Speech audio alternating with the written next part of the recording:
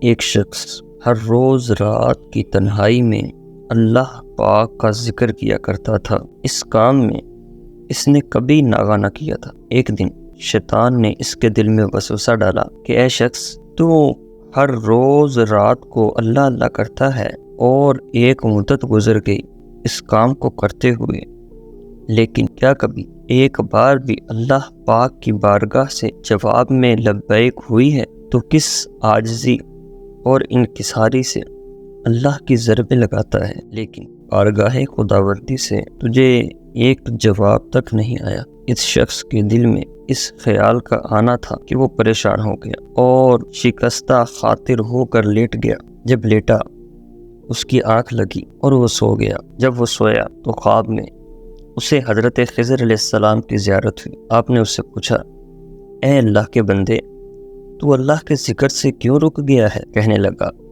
میں تو ہر روز اللہ اللہ کرتا ہوں، لیکن جواب میں میرے پاس لبیک نہیں آیا، اس لیے میں اس بات سے ڈر گیا شاید میں اللہ پاک کی بارگاہ میں مردود ہوں۔ یہ سن کر حضرت خضر علیہ السلام نے فرمایا، اے شخص، اللہ پاک نے مجھ سے فرمایا کہ جا میرے اس بندے سے کہہ دے کہ تیرا اللہ اللہ کہنا میرے ہی کرم کی وجہ سے ہے۔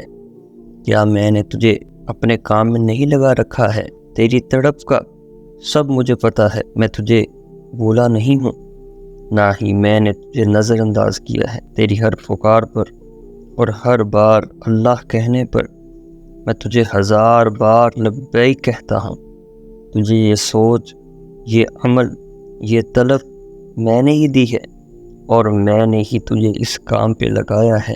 اس شخص نے یہ خواب دیکھا تو ہڑبڑا کر اٹھا اور فوراً صدقے دل سے، سچے دل سے اس نے توبہ کی اور دوبارہ اللہ پاک کے ذکر میں مشغول ہو گیا۔ اس واقعے سے ہمیں یہ سبق ملا کہ ہمیں کوئی بھی اگر نیکی ہم کرتے ہیں تو وہ اللہ پاک کی توفیق سے ہی ہم کر پاتے ہیں۔